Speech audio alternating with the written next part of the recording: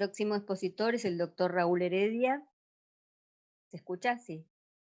Es doctor en Derecho y Ciencias Sociales por la Universidad Nacional de Córdoba, expresidente del Superior Tribunal de Justicia del Chubut, diputado provincial mandato cumplido y convencional constituyente provincial en 1994.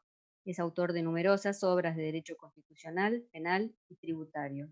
Doctor Heredia. Bueno, buenas Tiene tardes. la palabra, doctor. Buenas tardes.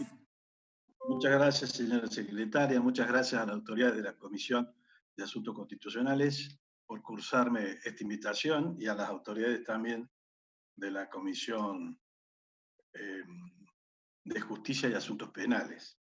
Muy breves reflexiones en el limitado tiempo con que cuento. Yo creo que abrir un proceso de reforma hoy en Argentina es absolutamente pertinente, oportuno, necesario y urgente. No es una reforma apresurada, porque en realidad, como voy a tratar de señalar, llega muy tarde.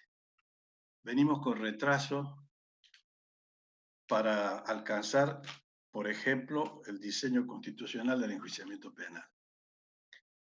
No es entonces que nos adelantemos en el tiempo, estamos atrasados. Recuerdo que el doctor Enrique Paixao, convencional constituyente en Santa Fe, Paraná, en 1994, dijo: la crisis judicial tiene tres notas características. Es una crisis técnica vinculada a cuestiones de infraestructura, una crisis institucional relacionada con la antigüedad en el diseño de los órganos judiciales y de los sistemas procesales, y una crisis política vinculada con las manipulaciones en las designaciones y en las decisiones, que repercute en un generalizado descreimiento público en la justicia, en que pagan justo por pecadores. Estas palabras de Paixao, repito, dichas en 1994, son casi introductorias para habilitar un debate sustantivo hoy en la Argentina sobre la reforma, que ha propiciado y propicia el presidente, aunque podamos sin duda debatir con buena fe los contenidos. La justicia, sobre todo la penal, ha sido penetrada fuertemente en los procesos de facto, sobre todo en el último, y ha dejado secuelas que todavía no nos han podido sacudir del todo. Y luego se han hecho reformas que la han perjudicado todavía y ha generado un descreimiento generalizado y sospecha de todo tipo. Estas palabras de Paixao se pronunciaron en el seno de la Asamblea Constituyente, que propició un fortalecimiento del Poder Judicial, la transparencia y la mayor independencia de sus integrantes. Y entonces diseñaron un Consejo de la Magistratura, que no es de designación, sino de selección de candidatos, que requiere siempre el acuerdo legislativo, un Ministerio Público como órgano de nuestro poder, un tribunal de enjuiciamiento. Pero la verdad es que las palabras del Paixao tienen vigencia, como todos sabemos, absolutas.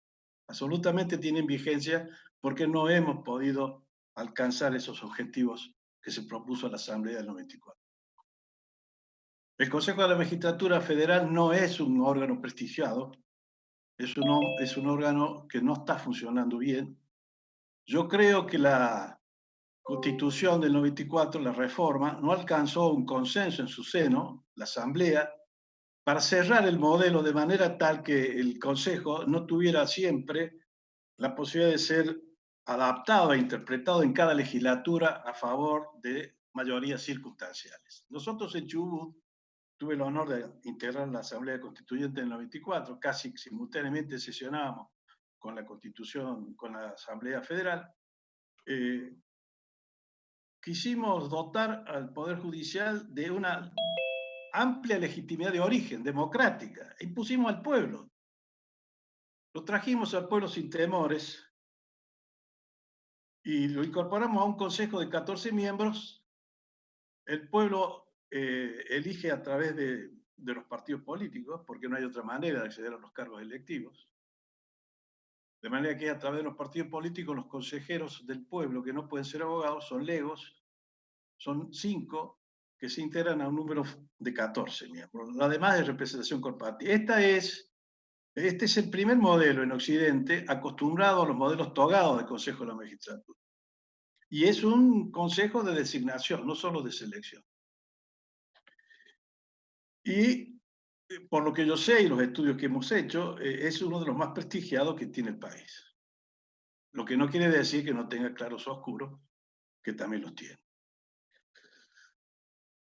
Entonces, yo pensé, cuando una senadora hizo referencia a una reforma que se propició en el Consejo de la Magistratura, yo pensé también que no era posible hacerlo en el orden federal porque el diseño del 114 no lo permite. No lo permite. Es un modelo tomado de otra cultura, de otra historia, de una cultura política y constitucional diversa a la nuestra. El Consejo es conocido en la Europa parlamentaria, en las democracias parlamentarias, incluso con raíces monárquicas, que no tiene que ver con el sistema presidencial.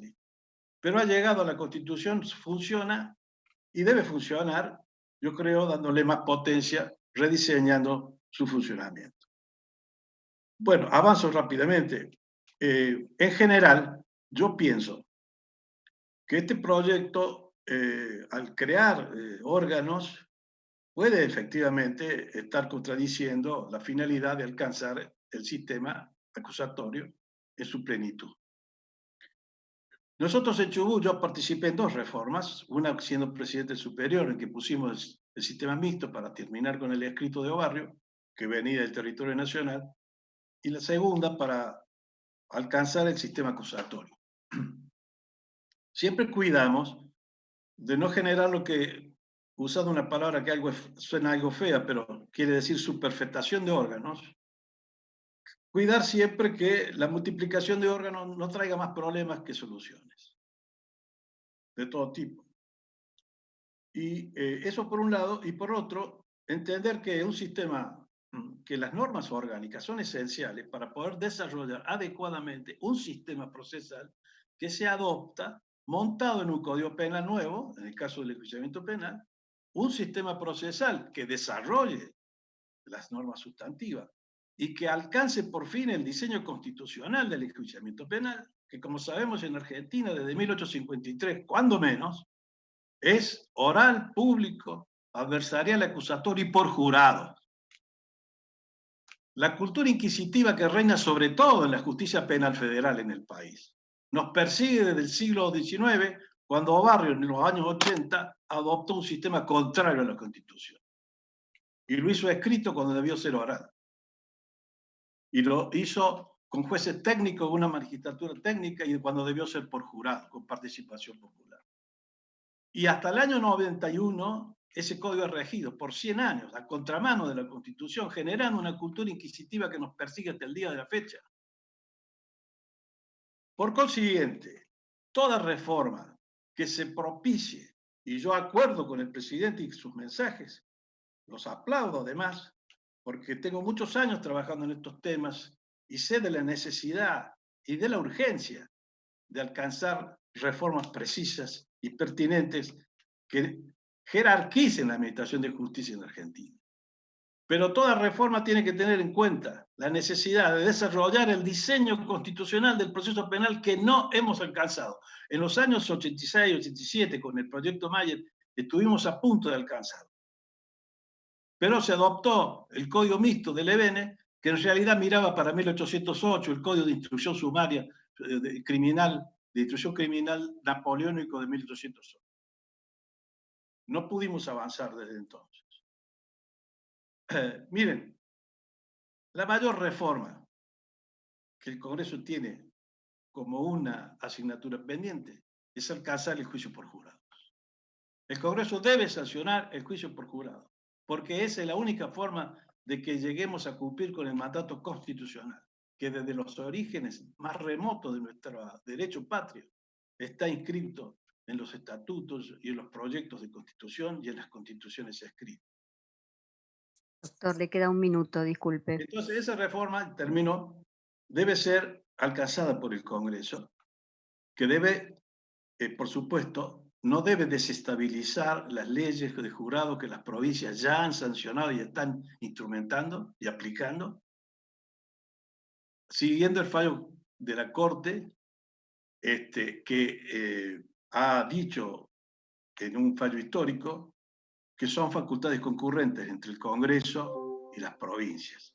Y esto quiere decir que el Congreso tiene que ajustar su competencia para establecer el jurado y promover lo que el artículo 24 de la Constitución Nacional le manda al Congreso, promover en todo el país el juicio por jurado, sin desestabilizar las facultades de las provincias. Y finalmente, un pequeño aviso, si ustedes me permiten. Trabajo hace tiempo en la idea de incorporar no solo en la etapa final del veredicto el jurado, la participación ciudadana, sino también en una etapa sumamente delicada que es la investigación penal.